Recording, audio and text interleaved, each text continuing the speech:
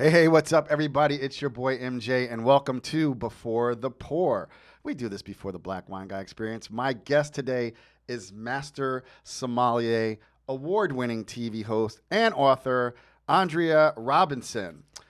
Andrea is one of only 28 women in the world to hold the title of Master Sommelier.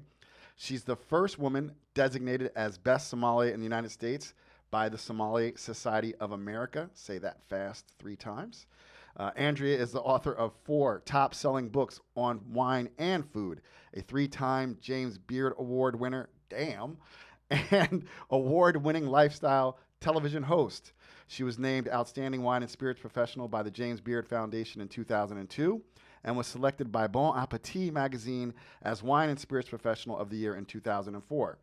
She and her husband, John, are creators of a line of wine stemware called The One, which you guys have been watching probably since episode 4 of this podcast, if you watch the clips.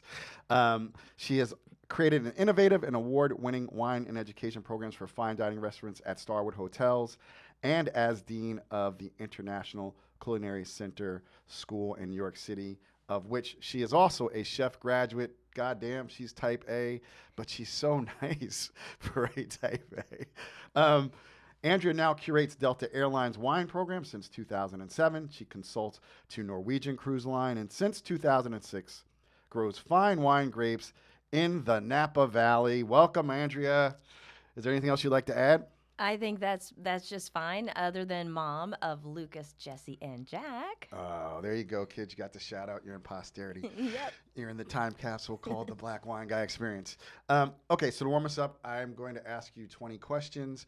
The first ones are silly personal questions, and then we're going to go into James Lipton's famous 10 questions from inside the actor's studio. The trick is, it's not a test. It's just for shits and giggles. So whatever comes off the top of your head. You ready? Yes, I'm ready. All right. What is your favorite book? My favorite book is, what is my favorite book? It's a, MFK Fisher, How to Cook a Wolf. Ooh, MFK Fisher. Very, very nice. Very nice. That's old school. That's the real deal. That's real deal culinary shit right there. Yeah. And it's funny, living in St. Helena, she lived for a long time on Pope Street, which is one of our little towns and right in the middle of it all. So I feel like there's a little bit of a vibe. Nice. Okay, what is your favorite movie? Favorite movie is It's a Wonderful Life. Classic. I mean, it's a freaking classic. What are you going to say? I don't know if I've ever actually seen it, but... Oh, it's a must. Oh, my gosh, MJ, you haven't lived. This is a big problem. I know. I'm going to have to watch it. But Christmas I Eve know at our about house. it. Isn't it like, it's like when they talk about the all-time top 10 movies, it's usually listed in there or something? Yeah. 100%. Yeah. Okay, who's your favorite musical artist? Musical artist. I'm a big fan of Joni Mitchell. Okay. I like your style. She's old school. I like it. These are classics, though. I mean, this is like real art, right? Favorite food to eat? Death row, last meal. What are you having? Oh, my husband's lobster and vanilla bean pasta. Ooh, we're going to have to get that recipe. Yes, you are. Or Yeah. you're just going to have to come to our house. Yeah, and you let know us what? cook. That's even better. Screw the recipe. Okay, who's your favorite athlete? Steph Curry, all the way. Just straight up awesome man. My family's met him a couple times, and then you just watch how he rolls. He's And classy. Yeah. Class act. I agree. What was your favorite cartoon growing up? The Jetsons. I love it. I mean, I still don't understand. I've said this before. Why don't we have flying cars? Any day now. Come on, mean, man. You know, Jeff stop. Bezos has I'd been stop in sending space. yourself to the freaking moon, all you billionaires, and get us a damn flying That's car, right. man. Exactly. Or at least some roads without potholes. That'd be nice too. What was your favorite cereal while watching the Jetsons? I loved Honeycomb. Okay. Honeycomb's big. Yeah. Oh, That wow. was- You go. See, I was going to come to the Honeycomb Hideout, right? Oh, yeah, that's a good one. That was the Yeah. campaign after Yes. the one you just did. Yep. Oh, we're dating ourselves. A little bit. Bring it into the future now, or the present. All right. What's your current exercise routine? You know, I do what's called Inferno Hot Pilates. It's a place called Hot Yoga Calistoga, which is an incredible spot in Calistoga in the heart of Napa. It's kind of got this fun wine connection because it's run by a wonderful woman named Ann Seaver, who was the MLB Hall of Famer Tom Seaver's daughter. I say, well, I know is him. yeah. And he was a grape grower. He passed away just recently, which is super sad for us. But he's a grape grower and a great downtown guy. He would throw out the first pitch at our Little League games in St. Helena, and it's just. But anyway, so Inferno Hot Pilates, 105-degree room, so you're sweating before you even start, and it's basically high intensity interval training in the heat. Got it. Very good. Very good. Who's your favorite comedian? Oh gosh, it's so hard. I have to probably say Robin Williams, though. Oh no, he was great. Yeah. I mean, he was amazing. I mean, top 5 comedians all time possible. Totally. Yeah, 100%. I know you've had a lot of wine with a lot of dignitaries and just great chefs, but who would you most like to have a bottle of wine with? Ooh, we were talking about this yesterday among some wine geeky friends, and if I can choose alive or dead, I might say Thomas Jefferson. I know there's some negatives there in terms. Yeah, of... but he's like I'm listening to Jay McInerney's The Juice. I mean, he was our first wine geek, Yeah. So I mean, it's.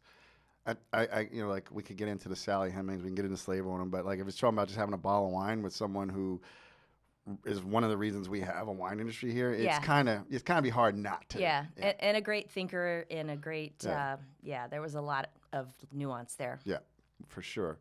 Okay, so now I do this silly thing where I try to sound like James Lipton, and I'm going to ask you the next 10 questions. Okay. Andrea, what is your favorite word? My favorite word it's a compound word, and it's sure, honey. It's the word I like to hear. I was going to say, that's what I think. I say, what do you want to... The favorite word I like to say is champagne. Okay. What is your least favorite word? Least favorite word is can't. Yep. I feel you on that one. What turns you on? Authenticity. So the flip, what turns you off? Self-importance. What sound or noise do you love? The sound of my children's laughter. What sound or noise do you hate? I would say the sound of... I don't know if it has a sound, but it's more of like a tone of voice, and it's of derision or disrespect. We got I don't know how I get these big brain guys. I mean, that's such a great word, and the distinction. That's awesome. Because I understand what you're saying. Yeah. Yep. What is your favorite curse word? Schist. Schist. That's some wine humor, and we know what her favorite curse word is. What profession other than your own would you like to attempt? If I had the talent, I would love to be a musician of some kind, or a performer, like a theatrical performer. Okay. What profession would you not like to do? I think I would not like to do what I used to do, which is be an investment banker. And no criticism against it. I learned a lot, but I really, really love the dynamism and the down-to-earthness of the wine business. It's very nice. And lastly, if heaven exists, what would you like to hear God say when you reach the pearly gates? Probably... the champagne's cold. In my mind, I was like, the champagne's on ice. Exactly. Yeah. Awesome. Well, that was a lot of fun. And if you guys want more of Andrea, and I know you do, make sure you tune into her episode of the Black Wine Guy Experience. Until next time, it's MJ. Peace. Hey, what's up, everybody? It's your boy, MJ, and welcome to the Black Wine Guy Experience. My guest today is Master Sommelier, award-winning TV host and author, Andrea Robinson. Andrea is one of only 28 women in the world to hold the title of Master Sommelier. She's the first woman designated as Best Sommelier in the United States by the Sommelier Society of America. She is the author of 4 top-selling books on wine and food. She's a 3-time James Beard Award winner and award-winning lifestyle television host. Woo, there's a lot here. She was named Outstanding Wine and Spirits Professional by the James Beard Foundation in 2002 and was selected by Bon Appetit Magazine as Wine and Spirits Professional of the Year in 2004. She and her husband, John, are the creators of a line of wine stemware called The One. That's trademarked.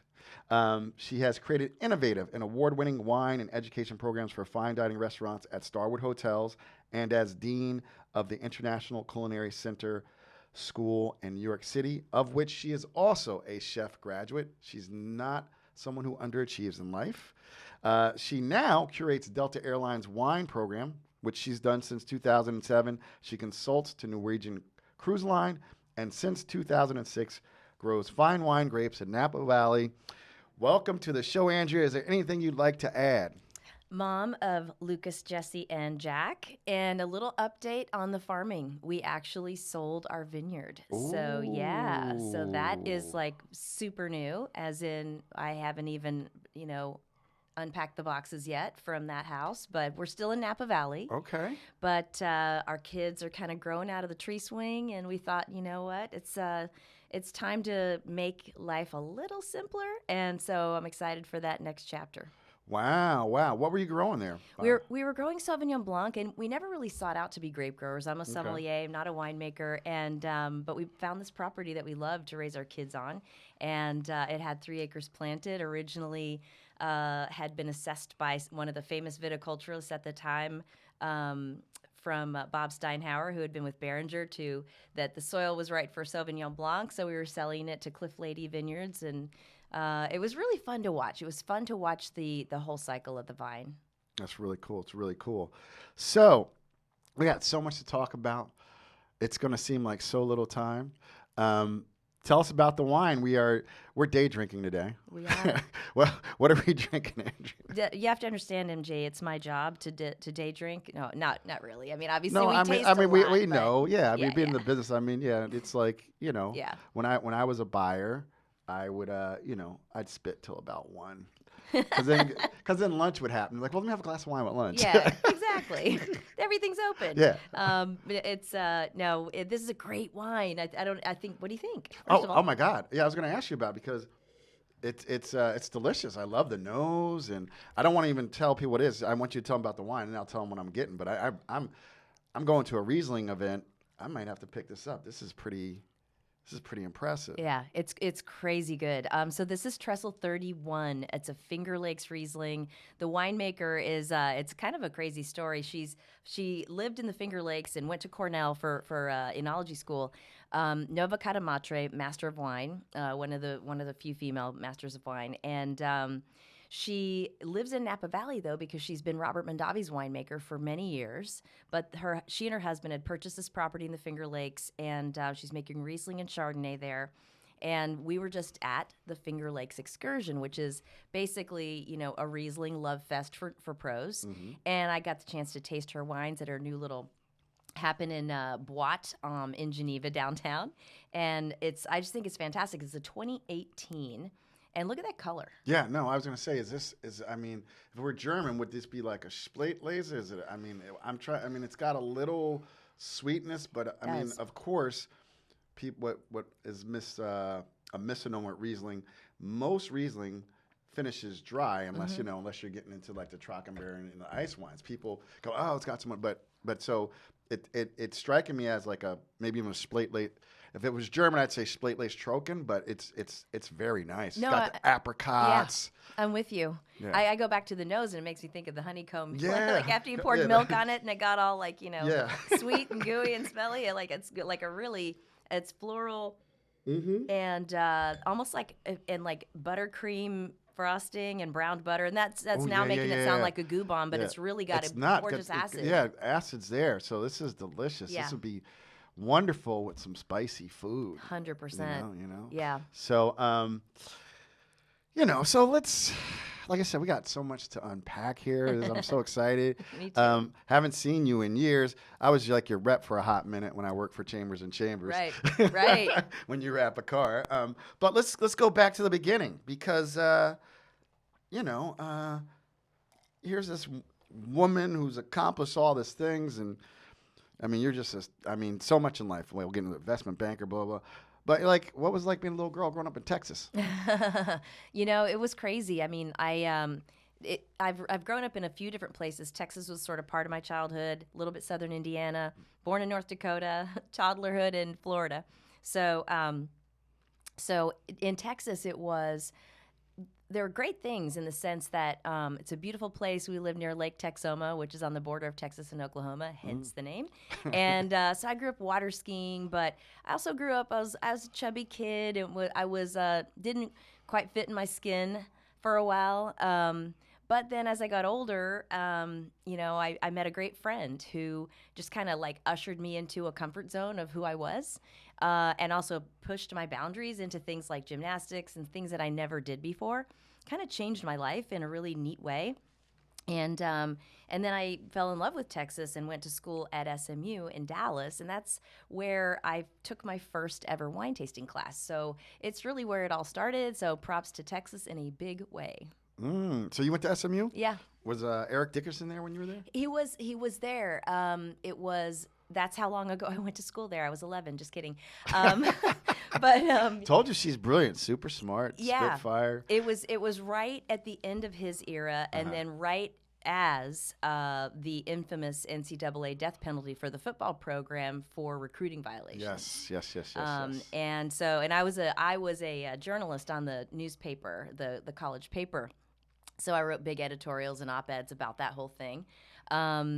And I guess it's just that, everybody has sort of their little thing in college that they pick a cause that they kind of go for. And it's funny because my husband, John, went to Vanderbilt University, which is a SEC school. And so a really difficult athletic conference, really challenging, a lot of amazing athletic programs in the pantheon there.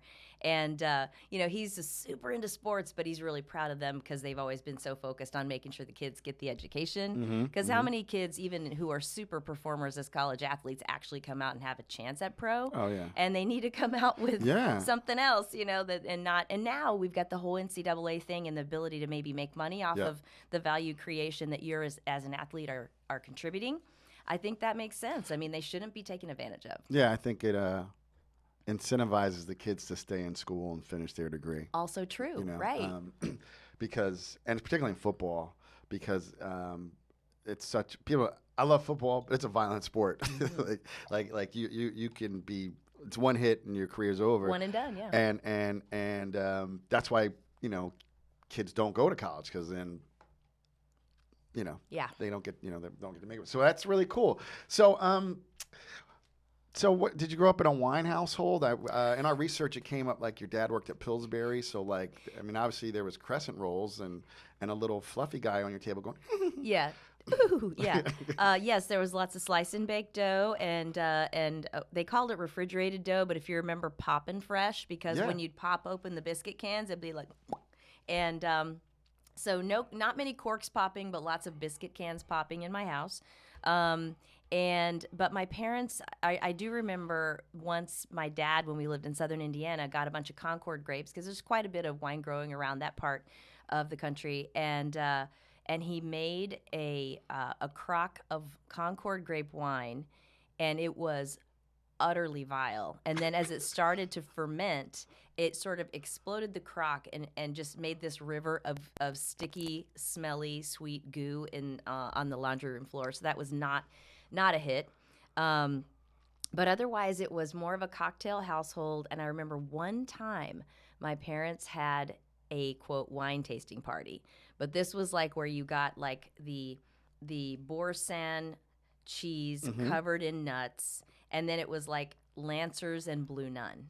And that was the wine tasting party. And not that there's anything wrong with that. I would say I don't know that Lancer still exists, but their big other brand, Matus, it's making a comeback. Yeah, so coming back makes sense. Rosés, a little spritzy. Yep. But so that was the world of wine in my growing up And household. Blue Nun still Blue Nun ruining Riesling for people since whatever year. Exactly. Well, that was a big thing with the discussion at the Finger Lakes Exchange. Speaking of Riesling, because it was a big Riesling love fest among sommeliers and winemakers, and so a lot of people were talking about how Liebfraumilch had kind of messed up people's perception of what Riesling's going to be like, because it wasn't even based on Riesling, and it was kind of simple and sweet.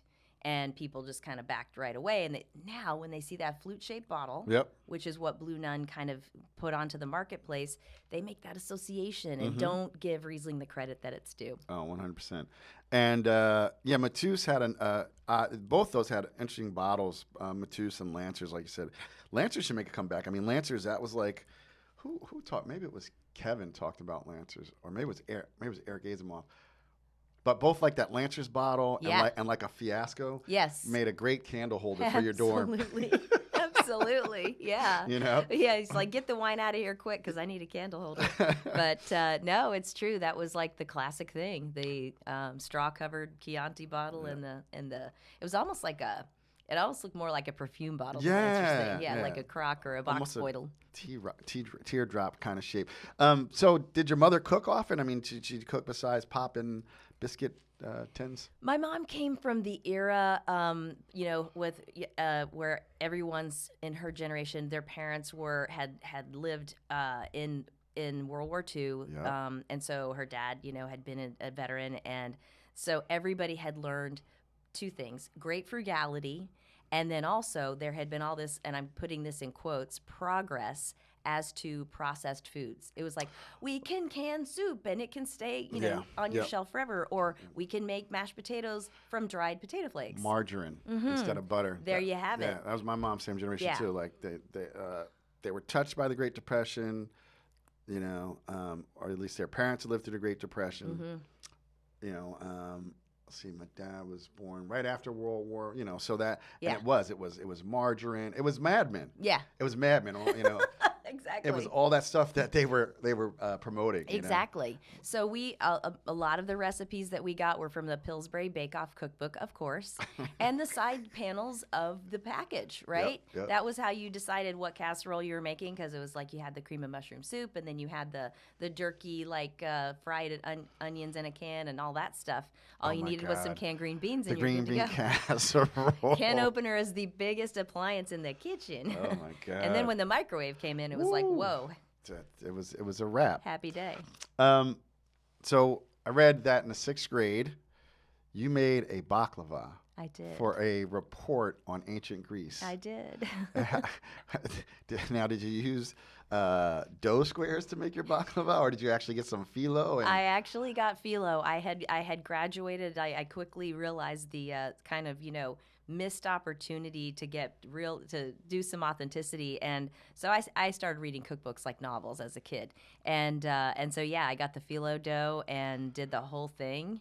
And it was such a hit too. And we all brought sheets to school and put them on as togas, and it was great. Yeah. That sounds like a lot of fun. Do you still make baklava? Have you? Is it like mommy's special baklava that she made in the 6th grade, or has that just fallen out of your repertoire? It's out of the repertoire probably because it's kind of really sugary, and like we live in California, and especially when you're raising small kids, like we really try to go in the direction of the least amount of processed food, and I'm not talking like totally in the realm of like vegan or something like that, where because I come from a restaurant background, so we cook and eat really, really great, but we do a lot less sugar and a lot more kind of like seasonality and ingredient driven stuff. So I have my specialties, but now it's a lot less towards dessert. The kids are old enough now that they can make their own choices, but they got it early on that if you didn't finish your dinner, you didn't get any dessert, and you weren't going to get a lot because it's supposed to be just a little treat, and they would literally, the school teachers would be like, your kids said no to the cupcakes for Sally's birthday today because they said only dinner is a dessert time. And we'd be like, raising them right, I guess. But yeah, no, I mean, that's impressive because most kids would be like, Mom's not around. Yeah, mommy's not looking. Eating like 4 cupcakes. Yeah. Well, my husband did a really good job of like being respectful to them and just saying, look, while you're at this age, you're counting on us to help you make the right choices. And this is really important because you're growing. When you're older, you can make the decision. And so neither of them eat a lot of sweets, but they have fun with it when they do. So it's a good balanced approach, I think. I think so. So we were talking earlier about SMU, where you wrote for the newspaper. You went to the Cox Business School. Yeah.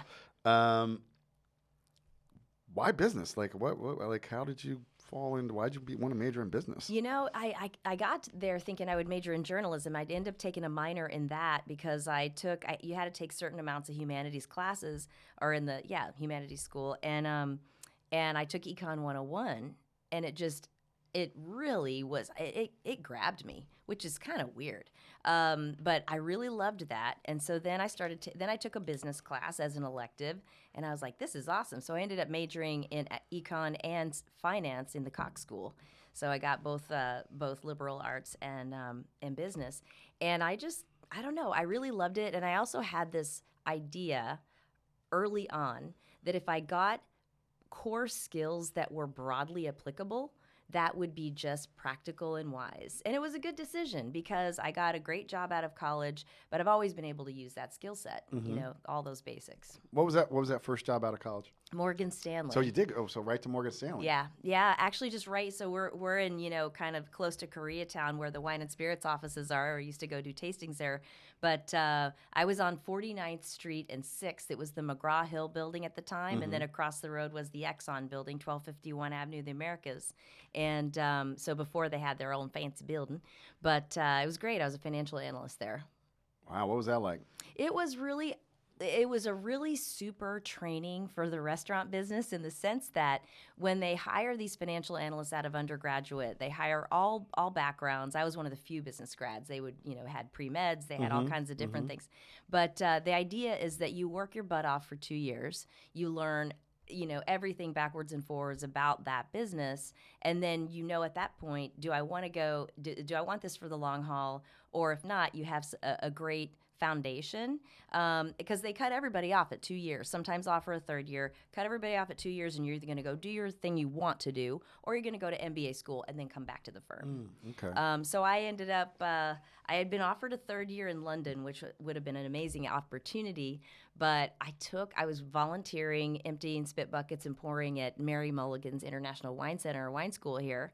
And I worked one of the tastings. It was actually a Krug champagne tasting.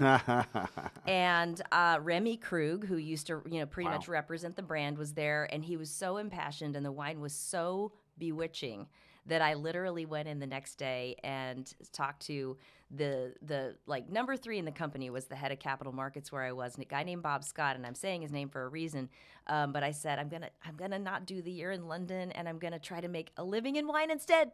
And I was just waiting, with bated breath for him to rip me a new one. And he said, you know what? I wish I'd had the guts.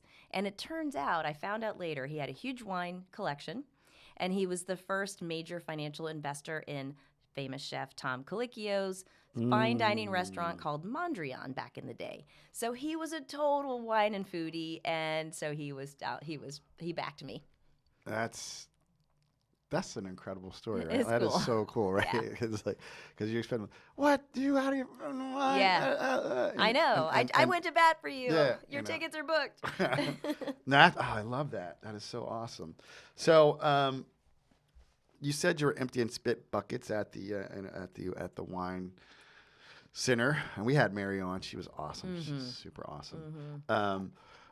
Were you doing anything else in wine during that time at any side hustles, side gigs? Yeah, other big one was I found the other great wine school. One of the originals. I don't know which one was started first, International Wine Center or when Al Hodgkin really began it, or Kevin Zraly's wine school. But I had volunteered for that as well. It was the most interesting volunteer position because it was highly coveted to be able to work it because the class was expensive. So a lot of, Wall Streets and lawyers and all that stuff were able to afford it. And if you could get a pouring position, you could take it for free in exchange for working it. But you also got really a lot of first one-on-one time with Kevin. but he was so exacting. I remember this so well that he would, the first day, if you got selected, he would take everybody in and he would show them like exactly how to set the excuse me, how to set the tablecloth, exactly how far apart the tables are by using chair lengths. And it was like, and that's when I really realized like detail orientation in fine dining and service and things like that. I got a big appreciation for it. So I did that, and that started a long friendship and mentorship. He's been a huge mentor, really. To me, nobody does what we do today, whether they're an author about wine or an educator or a sommelier, that doesn't have a little bit of his DNA in their background. They may not know it, and I want them to know it. No, that's why I had him on. We haven't dropped. Well, the episode when this comes out, we will have dropped his episode. But he totally topped me on the wine. I heard what happened. 1968 Heights Martha's Vineyard. I said, Kevin, let me show you what I have. And I love my Rieslings, but man, how am I going to stand up to that? But like you said, it's Kevin Zraly. I mean, like, I know. And the bottle was given to him by Joe Heights. I mean, like, it's insane. You're not going to, it's like, yeah. You know. No, I mean, and good on you. And my understanding is that year is a little bit important to you. Yeah, but, yeah. It is. And so, and I said on that show, and we'll say there, like you hit the nail on the head. He is the godfather of wine education in the United States, and one of the things I like to do I've been doing is really, because just I'm at the, we'd have been in high school together, so we're around the same age, right? Yeah. And like we're like the bridge between like the OGs and the new generation, and like we've become, because of the internet, we're almost too fast, so people don't even know. People are using people's quotes, and they're quote, it's like hip hop, right? They're like, oh, he sampled Big. No, Biggie sampled the Isley Brothers, right? Right. Like you got to get like no disrespect, Raj Parr read Kevin's book and wanted to write a book, right? Exactly. You know what I mean? Exactly. No, Raj, no disrespect, but like, but like, there's a whole generation who don't read your introduction, who don't read the acknowledgments you give, right? And Kevin's a treasure. Yeah. Mary's a treasure. Yeah. I mean, that's my Bible, Wine for Dummies. Like, yes. So and the approach that they've taken, that like, it's so, now more than ever, I think it's so important, because we've kind of lost that, and I think at some level the celebritization of sommeliers, and like as it happened with chefs, is that now like kind of we're a little bit, we need to back up with our bad selves a little, right. and remember, and this is something I said in the Finger Lakes excursion, it's no more sort of self-important swagger, but confidence is critical, right? You've got to have confidence to be successful in anything, and to gain people's trust.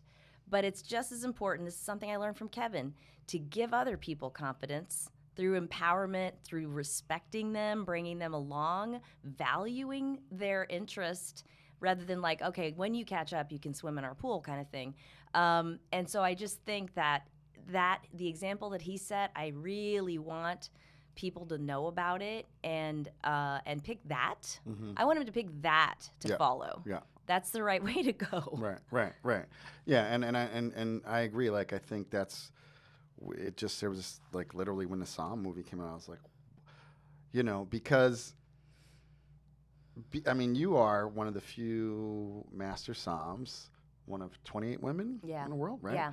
And I leave it at that number. There are a few that surrendered their pin because of the Me Too and sexual harassment and all of the basically kind of ridiculousness, I'll just say, of what's happened with the court. And I'm not denigrating the individuals, but as an organization, we failed in some key areas, and recognizing it now, which is great. The new board really seems to get it, so I'm pleased with that.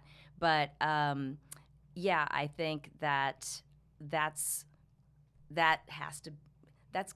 we've got to reset into that mode. Yeah, and it was not this super glorious position. It was like the ultimate wine geek, right? It wasn't like an influencer. It was like, and there were so many people who've had that position who don't have the credential, Right. right? I mean, And never needed it. and never needed it. They're That's the thing, every right? bit the elite level. You mentioned Raj. You got people like Kevin, Daniel Jonas. I mean, it's one thing that you should do for passion, and it also helps to demonstrate a commitment and a certain level of mastery to a potential employer, but it is not curing cancer. It's and we're still, we still have to go back to what the words in the mission statement that have been forgotten by some people. Humility for one, service for another one, and I just think that that's something that needs to be set right. Yeah, because it seems, I mean, it's a very American thing. Like, people begin to study for the test and not for the love, right? Right. So, like, I love what the Alexi Lachine quote, where he's like, it's either to understand wine or study wine, purchase a corkscrew and use it. Mm-hmm. You know? I love that. Yep. So people go, well, I'm like, no, I'm done with school. I went to law school. That was a nightmare. Ooh. And I don't use that. So, like, yes, and I'll just keep drinking wines on a regular basis and keep expanding my knowledge and get to hang out with people who do have all the credentials. Well, lawyers love wine, so I'm sure you have a lot of lawyers who like to hear what you have to say. So after Morgan Stanley, you have the talk with Bob. What did you do next? Did you at some point you went on a 6-month tour of Europe? Was that right after that time? When? Yeah. So I basically I left Morgan Stanley. I bought a Eurail pass and a youth hostel card, and I went to Europe for 6 months. I landed in Paris, took a train to Tours because I had read that it was the cradle of classic French language, and I wanted to study some French. I'd studied a lot of Spanish and have a pretty good affinity to especially Latin-based languages. So I went and took a 1-week intensive French class there. And then I traveled around basically to every great wine region that you could get to with a Eurail pass and hopefully a youth hostel somewhere in the vicinity. And I worked a harvest in Bordeaux to wrap it up in October of 1990, again when I was 11. Again, when she was all before the age of 12. Yeah. Well, where'd you work at Harvest? Was it a big name or just big name? Okay. Yeah, Chateau Palmer. Yeah, it was. So that's a Margaux third growth. Yeah, Margaux. She's like Chateau Palmer. However, it was definitely very humble experience. There was a girls' dorm and a guys' dorm for people who were visiting to work the harvest, and so it was me and a bunch of female French college co-eds who were at that college co-ed era of drama and going from laughing to crying in like 2 seconds. And then there was a winemaker intern from Western Australia, so it was quite the crew. But it was fascinating. I mean, it was a great experience. Tell people, because I think a lot of people think working a harvest is sexy. Tell them how sexy working a harvest is. It's so bad. It depends where you are, I have to say, because with Bordeaux, the way the vines are trellised, the fruiting zone where you're actually picking the grapes, you really are using secateurs or little scissor clipper things to cut them because the stems are so woody. It's nothing like your table grapes, right? Your Thompson seedless. And that fruiting zone is below my knee, right? Or about at knee height. So it's low to the ground. So you're bent over at the waist all day long doing this. After a while, like when my back couldn't handle it anymore, I was literally like crawling on my hands and knees. It's bad. And then it's, you're doing this for 8 hours a day. There is a pretty, jovial lunch break, which is cool. Wine is involved. So that's neat, but it's really, really hard. And by the end of it, I had so much basically like tree sap, equivalent of tree sap on my hands from the woody portions of the clusters, that my hands looked like an auto mechanic for the next 6 months until it all wore off. Like just goop or black. something. Yeah. It was really, that was difficult. Now there are places like our vines in Napa Valley that we had, the fruiting zone's much higher. So there are some maybe better jobs that, a little less painful, but it's not super romantic. Yeah. Totally cool. So you come back and tell me about. So you're a chef graduate of ICE. Yeah.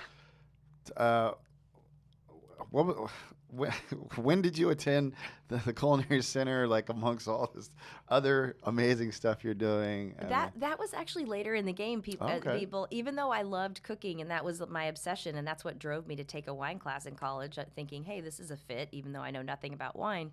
And I did have that light bulb moment at that point on wine, which is why I was doing all the volunteering when I got to Morgan Stanley. But I actually got back and worked for Mary Mulligan for a while after the Europe trip, just stuffing envelopes and helping coordinate school classes. And then Kevin called me up and he said, I have an opening in my wine department. He calls it the wine school coordinator, but everybody else in the wine cellar called it the wine department secretary. And the truth is, I did coordinate the school, but I also had to answer the phones, type the wine list, all that good stuff. But it was the best job I could have ever had to start, because there's a wine school going on, so I'm seeing education all the time. And then there's a full-on working wine cellar. Every wine sales rep, every major important producer is visiting like twice a day, every day. There's always something open to taste. And then the secretary part came in handy because I'm typing the wine list. So I'm learning, okay, Corton Charlemagne is in Burgundy. It's in the white Burgundy section. Like that just like really osmosified, to make up a word. Yeah. So that was, I did that. I became the first female cellar master there after like a year and a half or two. I started trailing on the floor and working cellar shifts and so on. Then got that opportunity. And then I was promoted to the first wine director, female wine director. And that was about a month before the first World Trade Center terrorist attack. So then we were closed for 3 years, during which time I worked at a 5-diamond hotel and restaurant in Short Hills, New Jersey. Okay. Used to be a fancy Hilton at Short Hills, which was, like I said, a 5-diamond hotel next to the mall. But Short Hills Mall. Yeah, Yes. totally, man. But it was a really amazing experience, and I learned so much about fine dining service because I was in charge of it, and I had these amazing captains and servers who were they were at the top of their game. They kind of kicked my butt a little bit because I came in at 5'2" and they were all 6' plus males, and I was their boss. And they were like, really? Interesting. But I finally got on their good side when I gave them a wine boot camp. I really immersed them in some training, and then they first of all figured out I knew what I was talking about, and secondly, they knew I had their back because I wanted to really make them look good and help them make money. And so that we became very, very close after that. Then I had my first child, and went back to Windows on the World when we reopened it. I was there in that time frame in pursuit of the Master Sommelier. Failed my theory the first time around. I passed 2 parts, took it again, and passed in '96, I think. Then did the World Championship, and then left to do Starwood Hotels, and then I left there to do culinary school. So it was a long path to get there. It's a long path. So Yeah. we got to now see that. Now you just how we got to rewind. Because I didn't realize how far. But so Kevin was here, and he, I know he thinks the world of you. Well, it's feelings mutual. He shared a little about that first World Trade Center bombing, like you were there alone, and your leadership. Do you mind sharing about a little bit about that day? Because he was really impressed in your leadership that day. It was, it was a normal, what everyone thought was going to be a normal day, and we're in the receiving pallets of wine and spirits and restocking, and the first lunch guests, we were a private lunch club during the day, so we had a couple of private rooms full, and then just a few tables in the main dining room were sat. And I was running between floors, and I heard what sounded like a loud bump. And I thought, man, somebody set a pallet jack down a little too hard, because you'd get 50 cases of wine in on a pallet, and it was heavy. But and then within maybe a few minutes, there was smoke seeping out of the elevator door cracks, and I was like, ooh, we got a fire somewhere down below. But none of the fire fire safety systems were working. They'd all been disabled by what we learned later was an explosion in the van in the receiving and parking area, and all I knew to do was evacuate everybody. And because we weren't hearing, normally you're supposed to hear on the loudspeaker from the fire marshal, it's okay, stay put, we've got it contained on 23 or whatever it was. So no news, nothing, getting worse and worse, getting smoky. So we herd everybody into the stairwells, and we walked down 107 flights. It was completely pitch black because also the emergency lighting had been disabled. Very smoky, got increasingly hot, so nobody knew if we were going into the flames. And shoulder to shoulder, like the most crowded subway you've ever been on, right? It was that packed. And we just, kept people going. A few people panicked and left on, different floors below to go and break out a window and whatnot. But we made our way down, and the thing that sticks in my head is that we get to about the 27th floor, and here's a firefighter with 90 pounds of gear on that they carry with all the stuff that they have to help people and to be able to breathe and all this, had made his way up that far, and they were just going up to just bring people down. And he said, just keep going, stay calm. It's clear, you can go. And I just remember thinking, oh my gosh, these guys are heroes. Right. I know we say it a lot, but you actually experienced it face to face, firsthand in a major crisis. Yep, it was really something. So, it's the part of it that is the silver lining of that. It starts as a sad because we had to pack up the whole wine cellar and basically store it away in the sub-basement of the Trade Center.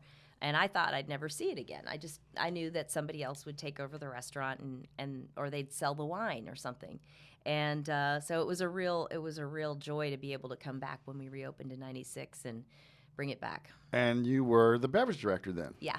So what was that like, being named the first female beverage director? It was so cool. I was so lucky. I had worked for a great food and beverage professional who just passed away this year, John O'Neill from Restaurant Associates, which later became Patina Group. And he was always behind the scenes, but he was the sourcing guy. And I learned so much from him. And when I worked for him in the interim space between the first terrorist attack and coming back, I got to do all beverage. And they had, everything from grab and go and adjacent to the Rockefeller Center to, the famous performing arts centers and all the restaurants and bars and things like that in Carnegie Hall and the Met and so on. So I had learned about non-alcohol, about coffee, about tea, beer, spirits, and then with the Master Sommelier, I had learned a whole lot about spirits, cocktails, and so on. So I said, I want to do this whole thing, and it was the best leap of faith that I ever took and they ever took in me, because we did so much innovation with sake, with craft beer. I mean, people, talk about the craft beer movement, but there was 2 or 3 prior to this one, and one of the early ones was in those days. Sipping tequila became a thing then, and now it's even little podunk small places will have 90 tequilas. It's crazy. So I loved it. It was awesome. So we touched on this a few moments ago. It was during your time coming back to Windows of the World that you began you sat to become a Master Somm. Yeah. And you said you failed theory the first time. Yeah. Okay. So at the time you decided to go become a Master Sommelier, how many women had the title at that point? I think there were maybe 4. Let's see. It would be Madeline Trefon was the first. There was Claudia Tiaggi. There was Sally Moore and Cameron Sisk. So I think it was just 4. Okay. Yeah. Okay. So unlike me, who took a couple swings at the bar and gave up, you went back and what was it like when you actually passed? What was that? It was magic. I mean, it was a time where there was so much. The pursuit was really something that people collaborated on, and it didn't feel like there was a haves and have-nots between who gets mentored and who doesn't.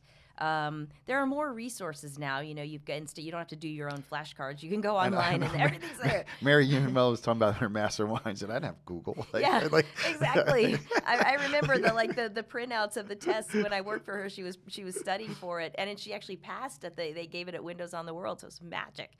But yeah, it was a very much more of an analog process. But there was so much new about it, and people with that ethical stance, like Madeline Trefan and Eddie Osterland, and Roger DeGorn, Scott Carney.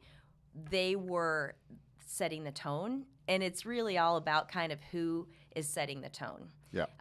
And so that it was really special, and I was so honored and thrilled. And then, of course, as soon as you pass, you jump right into teaching and right into bringing other people along, and it was really neat.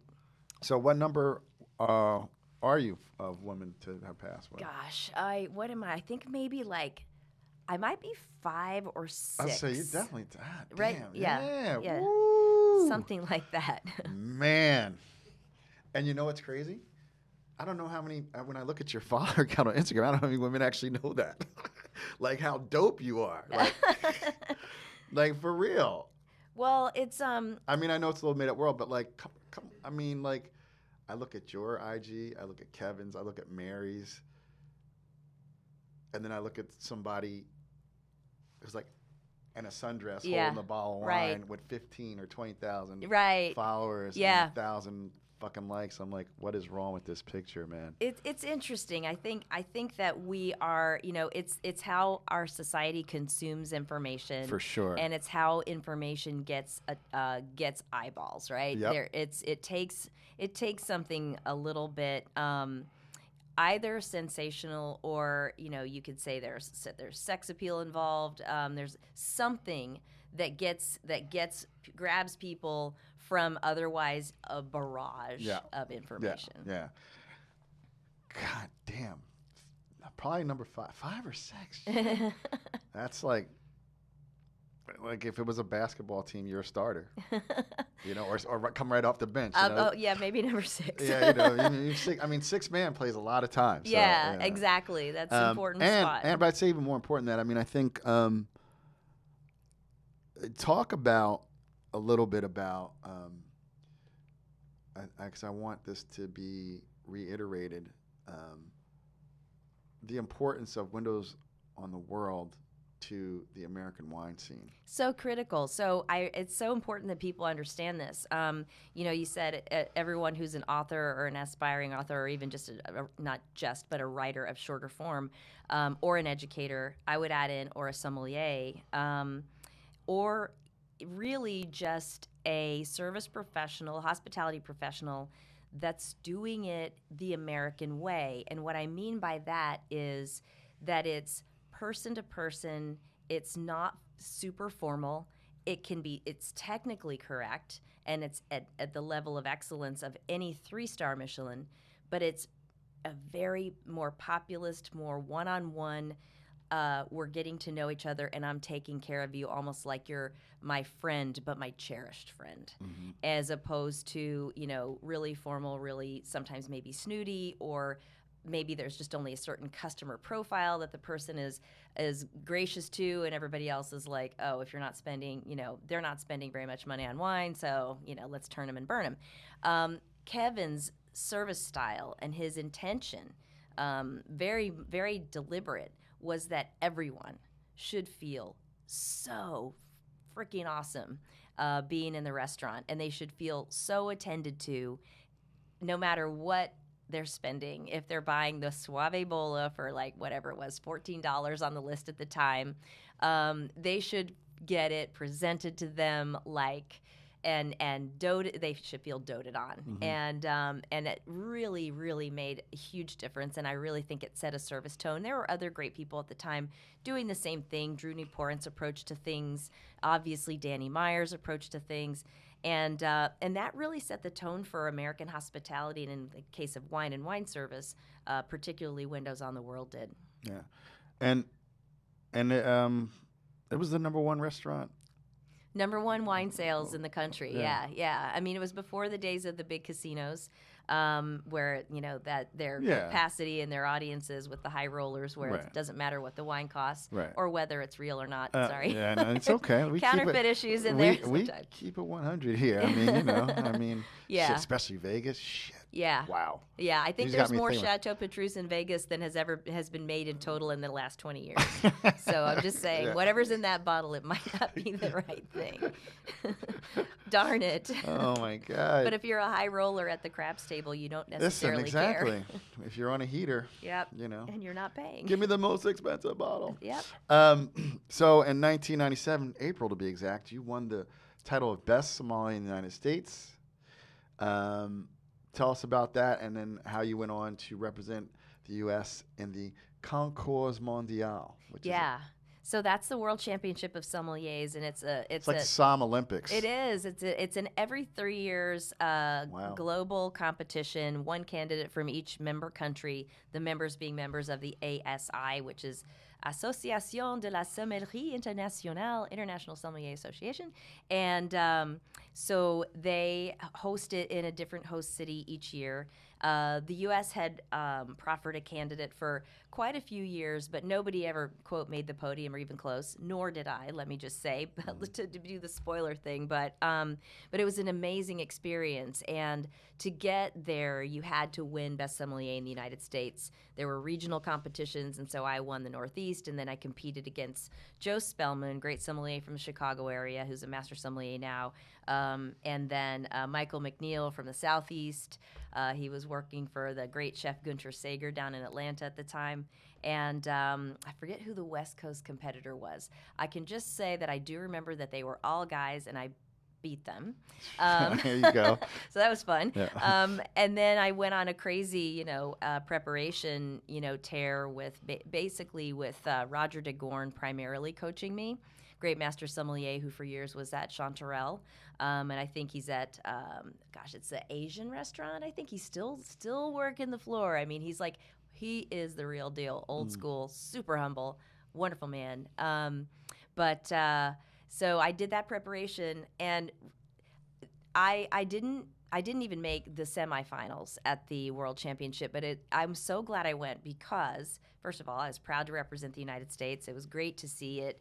The people who did make the finals, they actually let you watch it, and they televise it, and they have a live audience. They honestly, those competitors, it was like they don't touch the ground.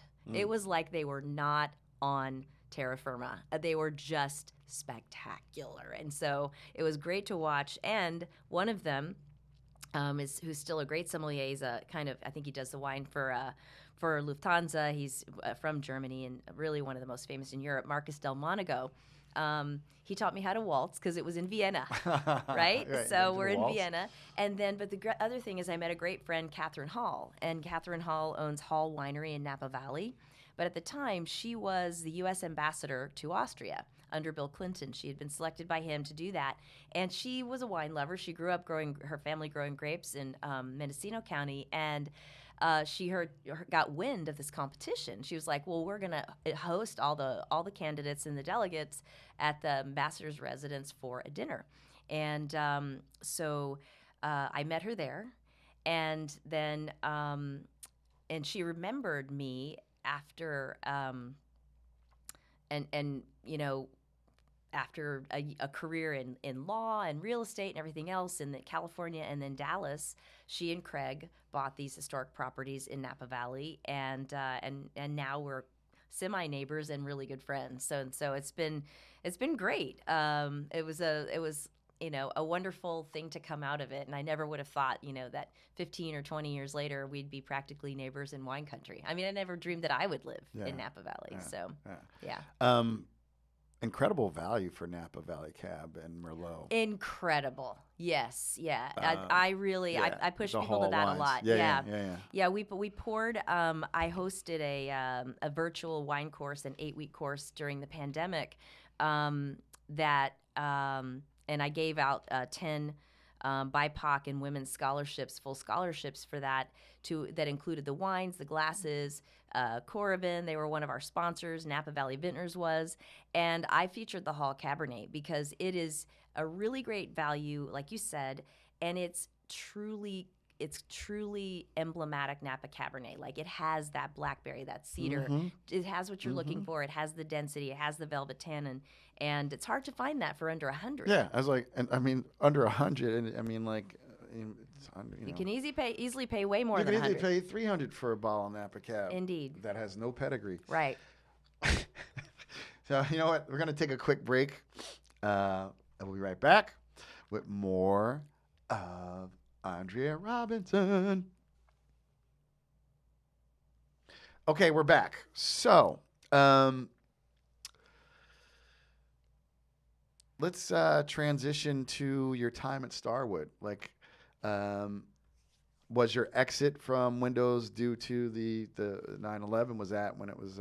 Yeah. Yeah. Okay. Yeah. It wasn't immediate because we were 2 sessions into the 8-week wine course that Kevin taught, and there were a bunch of Solomon Brothers employees, and they were at 7 World Trade Center, which had no damage, and they had this beautiful top floor executive dining room and conference center with a space big enough, and a couple of their executives were registered in the class, and we got a phone call, and they said, we'd like to continue the class. If you think that, a lot of your other students would, come on over and check out our space. So they let us host all the rest of the 6 weeks there, every week, like pushing tall dollies of glasses, right? Because we had to, bring our own glasses and bring them back to Windows and wash them. So down from the 106th floor, across West Street, like dodge the cabs with like a 6-foot dolly of wine glasses on a wheels, and all the wines.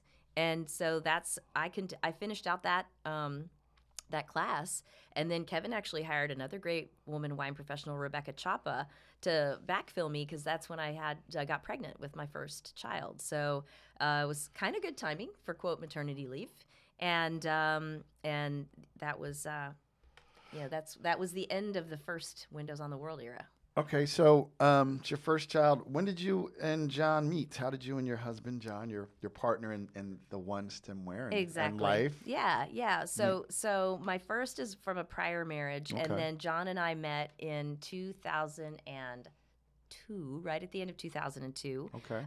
Or maybe early 2003, and he was dating another girl in the wine business. And and I was doing a talk or like a breakout seminar at the first Vinexpo USA. It was hosted in New York back in that time frame. Not considered to be a success. It didn't get a great attendance because it was like early days for people to fly that far for a conference. Now people regularly go to Vinexpo Bordeaux or Hong Kong or the USA, but at the time not so much. But I was doing a seminar on food and wine pairing with Daniel Boulud and Gina Gallo, and John's girlfriend, who's in the wine business, goes off to meet with some clients. He's got an all-access pass thanks to her, so he, comes into the seminar and sits down and gets like the last seat. And I noticed him. He's a handsome fella, and afterwards he came up but this is one of the classic kind of lines, which I didn't really know what to think at the time. But he came up to say hi, like, wow, that was great, and hey, you're a really good presenter.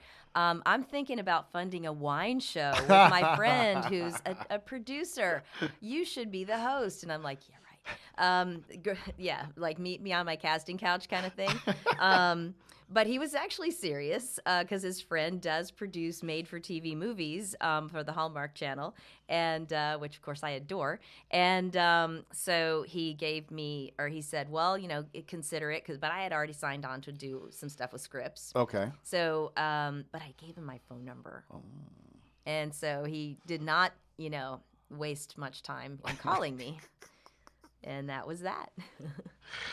So, you signed on with Scripps. Were you doing like multiple things? So were you working with Starwood at that time? And like how How did this conglomerate that is you begin to come together? Yeah, it's kind of a jumble. The very first the very first show was actually before this time. It was the show called Quench.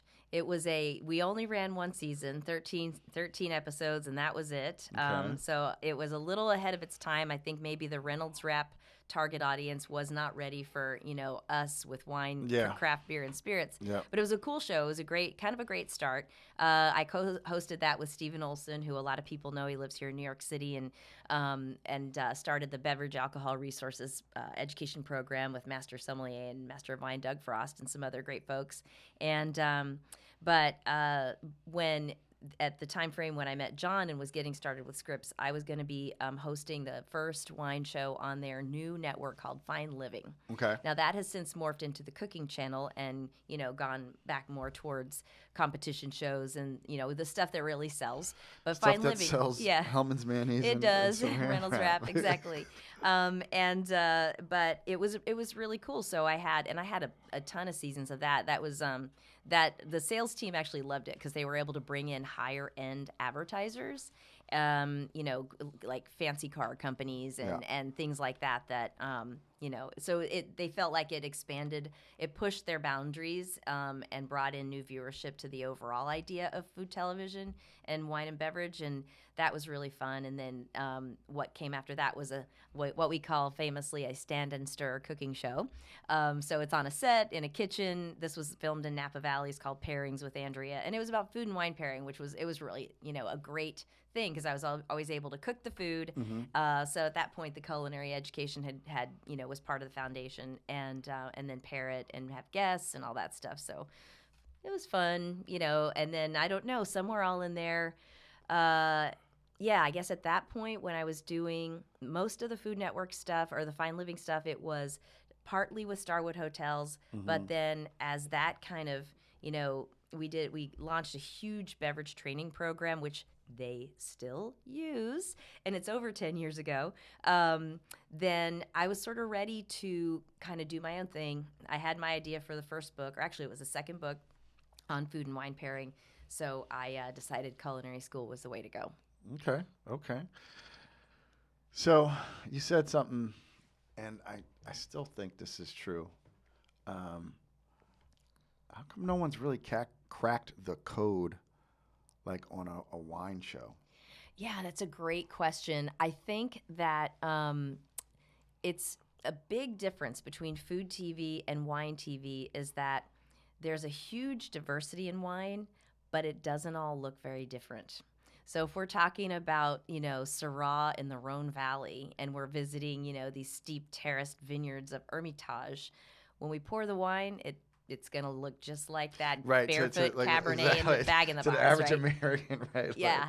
And so it's really hard to get the visuals and the eye candy. I mean, they call it, colloquially like food porn when they do like a great beauty shot. Like you're like, oh my God, whether it's a donut or, something that Eric Repair makes on Avec Eric, you're like, looks so good. But a glass of wine, red wine is a glass of red wine, or white or whatever. So I really believe that the production value has to come from, great footage of those beautiful wine regions because that is visually astounding, right? Wine country all over the world is just beautiful and it's diverse.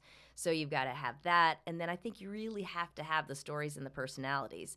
And it's something that and therefore, I also think that it's more of a long tail type topic. Yeah. I agree. Unless you turn it into like, and then you have to say, is this the right fit? If you turn it into like a competition show or a game show, right? Or you go the real extreme and the person is just like a kind of a clown comedian-y type of person. I think some of those things have sort of worked, but it's for those of us who really love wine a lot, we kind of want that that sort of sideways thing where you have that moment of the waxing poetic about Pinot Noir, but you also have beautiful scenery and you have a couple of, gritty, funny, funky personalities, right? Yeah. If you could do that, in your 30-minute show, maybe, and so that's a special combination, I think. Yeah. I think you're right. I mean, I was watching Guy's Groceries game last night. I'm like, God damn, this dude is a machine. He is a machine. He's a We call it fucking the Guy machine. Fieri channel at home. Oh my but God. my daughter loves that when because she studies really hard. So when she wants to just totally veg out, she watches it and she remembers 8 or 9 years ago, both kids were really little and we were doing the Pebble Beach Food and Wine and Guy Fieri was there and they're like, Mommy, that's Guy Fieri. And I'm like, yeah, go up and say hey. And they did. And he was super gracious and sweet. Yeah. And so, they're fans. Yeah, no, Triple G, Triple D. Yeah. I was telling my wife, I'm like, and it's about you, but since we're talking about television and food and wine, I'm like, and look what he's doing with his son Hunter. Like he's created an asset. Yeah. That Hunter can hand down to his children. I mean, literally, it's. Yeah. And he's done a lot for restaurants during the pandemic too. So I just want to shout awesome. you out, man. But because when you talk about you have a great personality and I just think you said in the research it was just it was before its time. You know what I mean? Yeah. And then there's and then I think there's other networks that are just you really got to be a wine geek to log on to said network that is focused on wine. It's not pulling any new people in. Right. That's the thing. And I think that's also the part that's a critical piece of it because there is this audience, new people audience that wants to be brought in, but boy, they are going to have to be pulled because it's an intimidating world. Mm-hmm. And there is, like we talked about before, kind of the celebritization where some have forgotten that it's their job to do that pulling and to make that person feel super important and super valuable. It's funny, my husband used to say, I'm the most important person in the wine business. I'm a depletions expert. Mm-hmm. Well, he's actually a diploma holder, so he's way more, educated than the average depletions expert. But when we don't remember that we all started, my first wine with a cork was a white Zinfandel. Mm-hmm. When we don't remember that you have to get invited into the sandbox and you're going to start playing with sand before you play with limestone and schist and Mm-hmm. In other words it has to be something where it's just so fun and then in the process people are learning something and I find that style is it plays well everywhere in the sense that if I'm doing a talk for, investment bankers or rocket scientists or whatever, these are all super type A, super mm-hmm. smart people, mm-hmm. but they really appreciate, at least some percentage in the crowd appreciates it when you say it's made from Chardonnay, which is a white grape, and some Pinot Noir and Meunier, which are both red.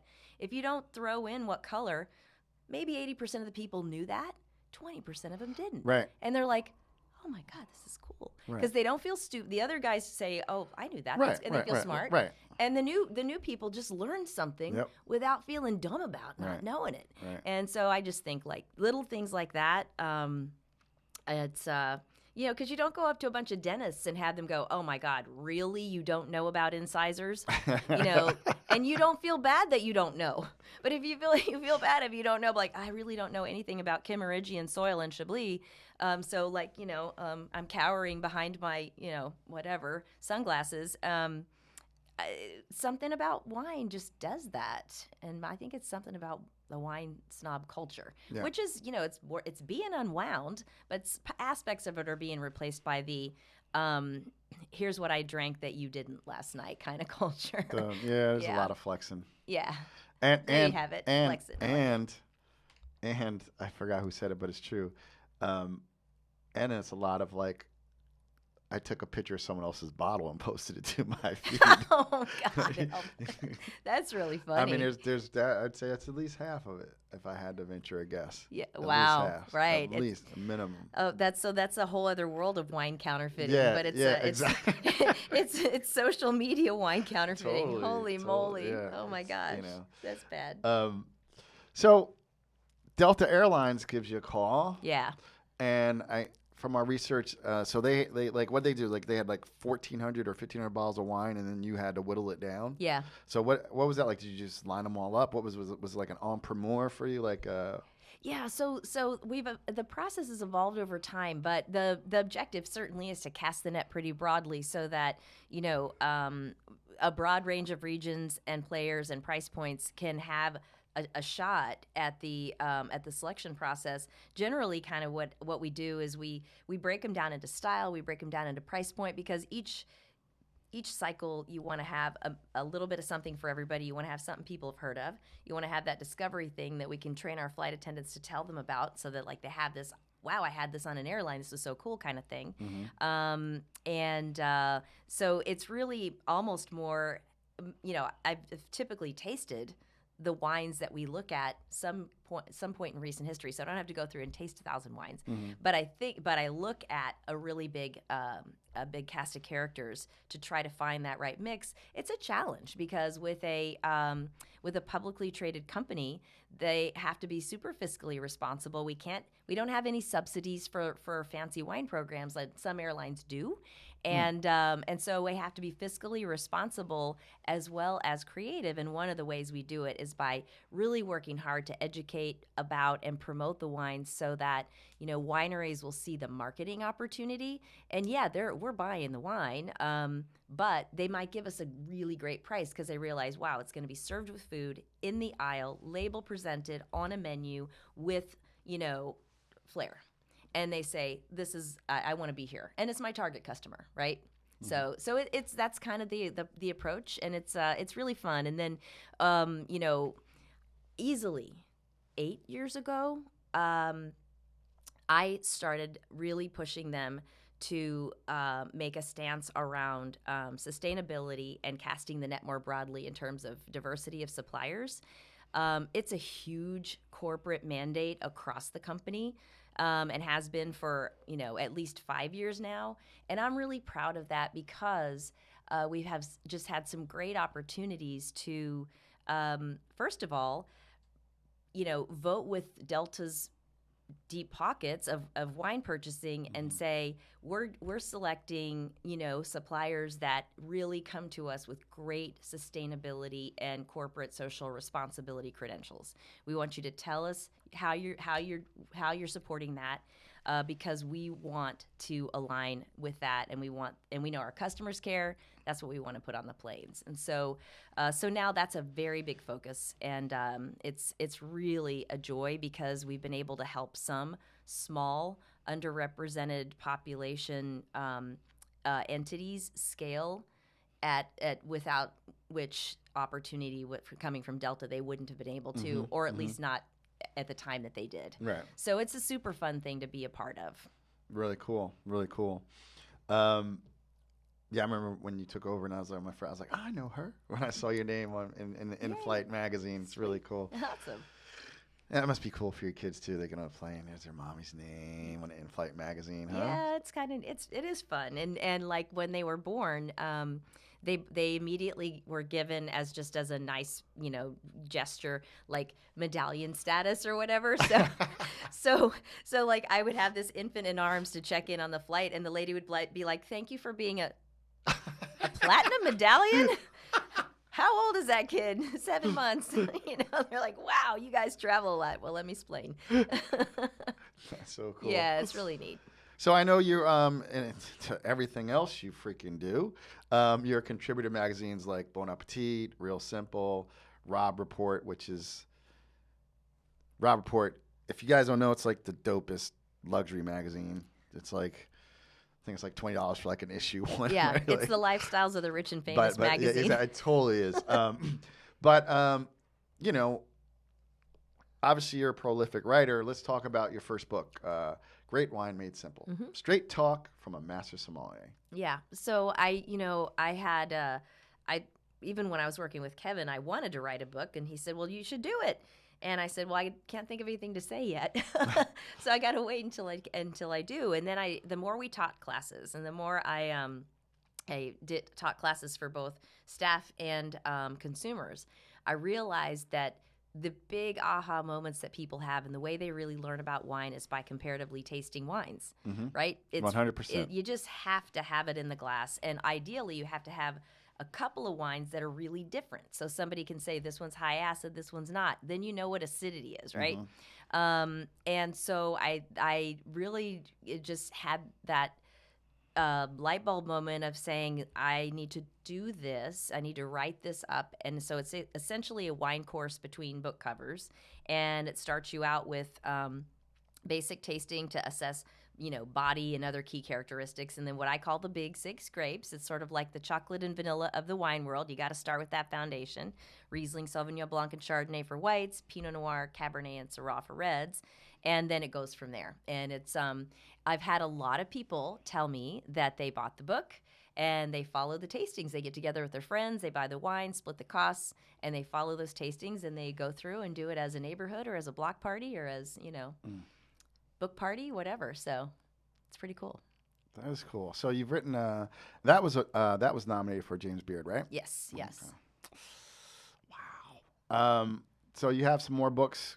Great Taste Made Simple, Extraordinary Food and Wine Pairings for Every Palate.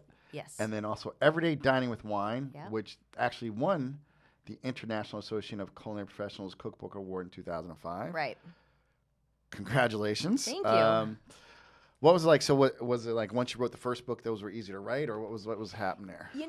The pairing book was a natural follow-on because I knew I wanted to write about food and wine pairing, and I hadn't seen a book that really sort of took what I think is important in food and wine pairing, which is obviously body weight of the dish and the wine, but then also kind of like dominant flavor profiles. Like, is it spicy? Is it lemony? Is it, pickly, which, is driven by acid? Is it, buttery? And so that whole book is, every chapter is kind of a flavor family. So like there's a chapter called Where There's Smoke, There's Flavor, and everything about pairing wine with stuff that has a smoky element to it. So let's unpack some of these things, right? Because like, what would you say is your most oddball pairing? Like people don't see it coming.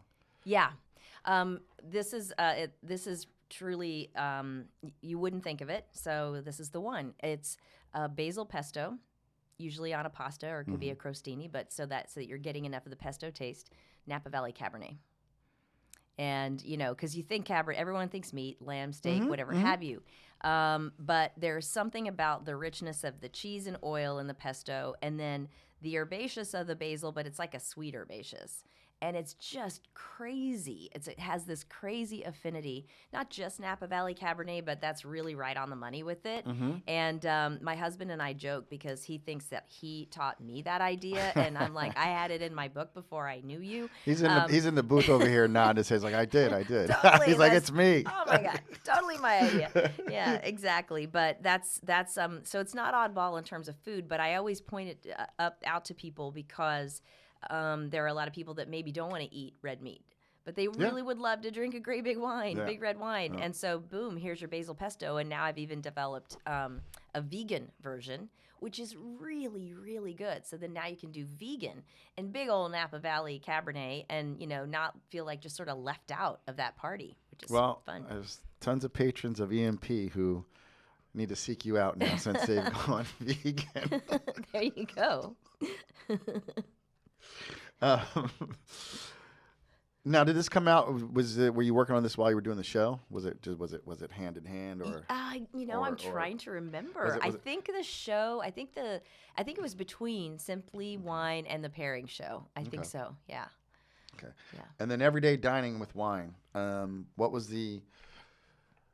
your thought behind it? Why did you want to bring that forth? I knew that I loved cooking. Cooking dishes, and having come out of culinary school, my final exam, which is a menu that you have to prepare and all that stuff, was all driven around a wine paired meal and the affinity of dishes to wine. And I just really wanted to give people easy and sort of already perfectly engineered recipes that go with this particular wine style or that particular wine style. So every chapter is based around a grape or style. Okay. It's fun. Okay. Totally fun. All right, so let's talk about Napa Valley. When did you move out to Napa? 2004. Okay, 2004. Yep. What's it like in Napa? I mean, with all the fires, everything that's been going on, the pandemic. I mean, everything closed down. Like, what's going on now in Napa in 2021 after well, we were coming out. Well, we're kind of coming out of this pandemic, but who Right. knows what's going to happen next 6 months, right? Right. Yeah, Napa is it's sort of like, I guess, a lot of places that are coveted destinations. So much pent up travel demand that we're basically splitting at the seams. That's not to say don't come. We want you very much to come. It's our great joy to host, especially our trade friends out in Napa Valley, and everybody who travels out there. As Thomas Keller says, it's a place that's built on hospitality and taking care of people. And when you come here, that's what we do, and we do it better than anybody. And so it's beautiful. It's different. There are hillsides that are being cleared of all the burnt trees and parts that were seriously damaged. But the typical the drive up and down Napa Valley on 29 or Silverado Trail still pretty much feels like it always did. And the biggest thing I would tell people is, plan ahead, because there is so much pent up travel demand, and in some cases in winery tasting rooms and restaurants and hotels, reduced capacity, either because of distancing guidelines, although those have pretty much gone away for now, but also, like everywhere, reduced capacity because nobody can find workers, and so it's hard. I see wineries giving $1,000 signing bonuses for tasting room employees. So there you have it. Whoa. Go west, young man. I know. Might be time Bring to go your back resume. west. I know. How close were the fires to you over the past few years? 2020, we evacuated the night that the glass fire started. It was right across the street. Wow. And so it was like maybe 3 or a little after 4 in the morning, I think. And I think we were one of the first to call 911, and it was raining embers in the driveway when we jumped in the car with the dog. We had an advanced sommelier, Sharon Cowan, who was a wine director at Esca here in New York. She was out there for a harvest. Mm-hmm. Poor girl had to work a harvest during the pandemic and evacuate with us. But our house and our property were okay, which is great. And but it was really scary, and we had to be away for a long time. But it's a resilient community, very tight community, and that I'm super proud to be a part of. And so, we're back and adapting to this new world. Yeah. So, you got these amazing books, which everyone should check out. What was your first James Beard Award for? What did you get that awarded for? It was for broadcast hosting. I did a PBS show with a very famous PBS producer, Charlie Pinsky, who used to do Pierre Frenet's great shows. And we did a Wines of Chile special, and that was what I won for. So I was pretty proud of that. Oh, super cool. So let's talk about your project with your husband, John. Tell me about the one which we have been enjoying this fine Finger Lakes Riesling out of. Yes. Well, this is a labor of love project. It started because all of the grape-specific glassware companies, it was like there was some sort of corporate espionage or something, I don't know, but it coincidentally, in other words, in the space of about 6 months, about 14 years ago, all of the different grape-specific glass companies contacted me just randomly and said, we'd like you to endorse a line of stemware. And of course, they meant a grape-specific line of stemware. And I thought, that's interesting. That could be a fit. I would never want to endorse a wine because I want to be able to talk about all wines. Right. But, glassware, everybody needs a good glass. So I started testing the grape-specific glasses with the grape that they were supposedly shaped and engineered for, and comparing them. And I came to realize that there were certain best practices in glass design that enhanced all wines, regardless of grape, price point, age, etc. And so I realized, I'm not going to be able to do this grape-specific thing because I don't quite believe in it. And but instead, I found a partner that was willing to do prototypes of the shape that put together all those design principles that enhanced the wine, primarily by channeling the aromas and also by making sure you don't lose them by too big of a bowl, because I think a lot of the grape-specific glasses have more of a chimney tall bowl, and you lose a lot of the detail in the wine by the time it gets to your nose. And so there was a lot of thought put into it. We developed the prototypes, tested them against the grape-specific glasses over several years, ourselves and with other Master Sommelier and Master of Wine palates, and really developed conviction around them, and then just took the leap and launched them. And now, as I'm sure you've seen, the concept of a sort of all-purpose but purpose-built shaped glass, as opposed to sort of the classic tulip that we've always had as our all-purpose, is really a big concept. So you can see that I am not God's gift to marketing, because this is a like a 12 or 13 years young, I would say, concept, and now people are really embracing the notion that a single shape makes sense. I, have a great deal of conviction around this because I really tested it a whole lot. And then I developed them. We were really focused on making sure they were practical, so they're dishwasher safe and lead-free, and also super, super durability. Most of my restaurant and tasting room customers say that they order at 1/3 of the rate of resupply of glassware. Salto. So, there you have. There's so many that you kind of look at them and they break, and coming from a Windows on the World, where you are serving at a super high level, but you cannot afford to turn over $250,000 a year in glassware, right? I just realized that was going to be something I would be prioritizing for both the trade and the consumer. Well, it's one of those things where people go, does the glass make a difference? It does. And I like I like what you've done here. And I've been using these because they're just, and these are actually, we use the red wine ones just because I don't know what people are going to bring, but the white wine's a little bit smaller. Yeah. But I find this is beautiful in this, right? I mean, so So you can just get one. Exactly. Just and if you want,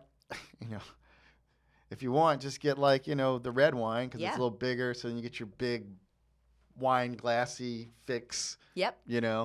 Yeah. And then some of my restaurant customers, they go all purpose with the white. And you could do that. Yeah, I mean, because you get a good visual of a pour size, right? Because people now understand. Because I remember the days when when you'd pour to the proper level and they'd say, "I asked for a glass of wine, not a half glass." I know.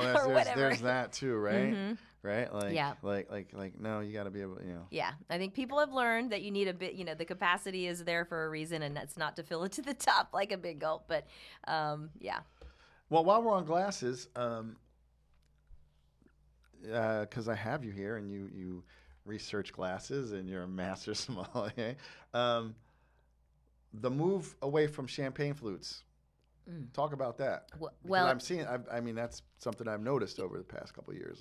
I totally 100% agree with it, because champagne is a wine, and it's one of the most complex wines in the world, because they usually are a blend of 3 different grapes, multiple different vineyards, very often multiple different vintages, with what they call reserve wines that have quite a bit of age on them, and therefore have developed all this new complexity, right? And so, to put all of that potential expression, detail, complexity, aromatic layers, and so on into a flute where you now have a silver dollar size opening, and your nose can't really sort of appreciate it, and you miss a lot. So by going to a properly shaped white wine glass where the rim is narrower than the widest part of the bowl by a good margin, so that you're channeling those aromas as the bubbles break to the surface, you're bringing out the wine's potential. You're missing it otherwise, I think, in the flute, which you also are filling all the way up. So you're not really giving this fishbowl of an area for all of those volatiles to collect in the glass where you can smell them. And if you can't smell, you can't taste flavor, right? You can only taste sweet, sour, bitter, salt, and umami, temperature and texture. You have to have smell, and therefore the nose of the wine, to be able to taste, honeycomb and hay and flowers like we're getting in the Riesling. It's really good stuff. It's just getting better and better. Yeah. So with all your years in the business and passion for it, was there what was the bottle? What was the bottle that really hooked you? It was Cru Grand Cuvée. Champagne. So on that topic, and I love that wine. I love to drink it out of a white wine glass, to say the least, because they go back at least 7 to 10 years in reserve wine. So it's one of the most complex on the market.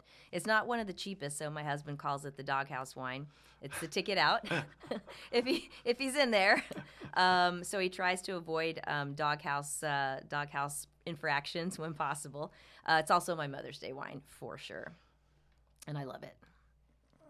And was that when you were It was actually at the International Wine Center. International? That was the wine that lured me off Wall Street. Wow. A little bit of a pay cut, but it was worth it.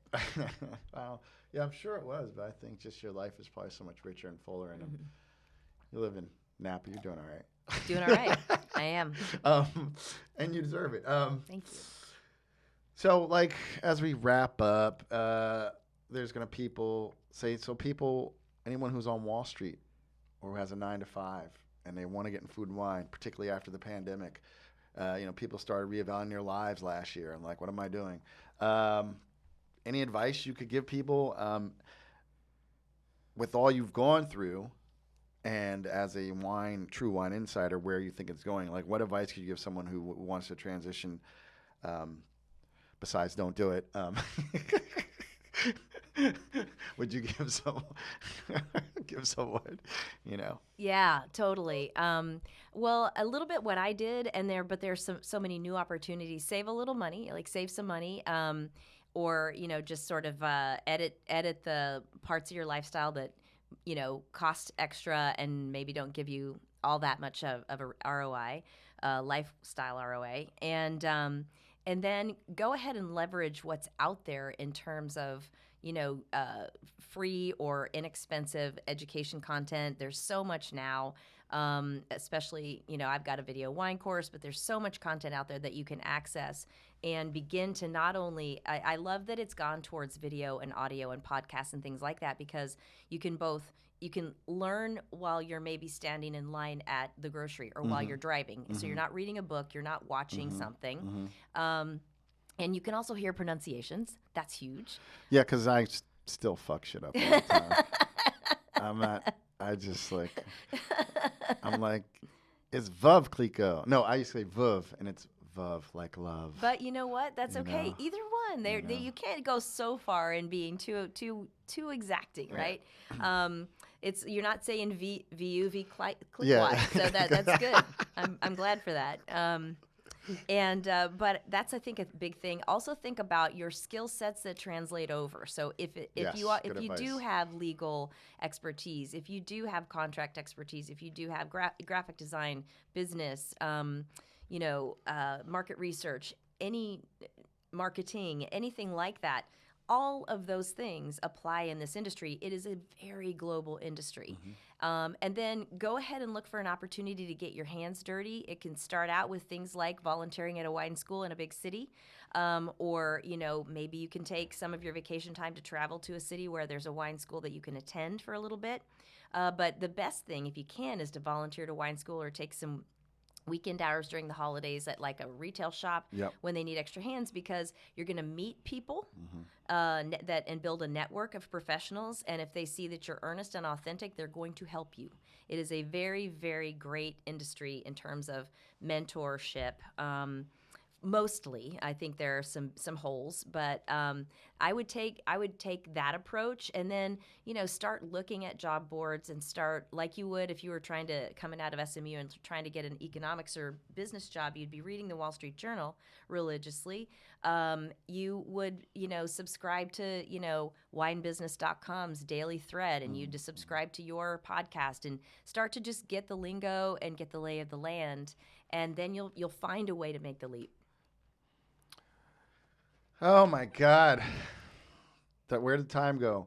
Andrea, it was really good to see you again. Great to see you. Like, it's been like 20 years or some shit, like literally 2000, I think it's like that's not insane.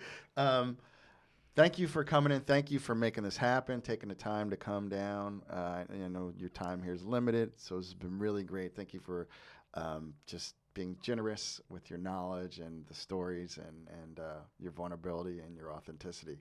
Thank you. Tell people where they can find you, how they can be a part of what you're doing, how they can stay in touch.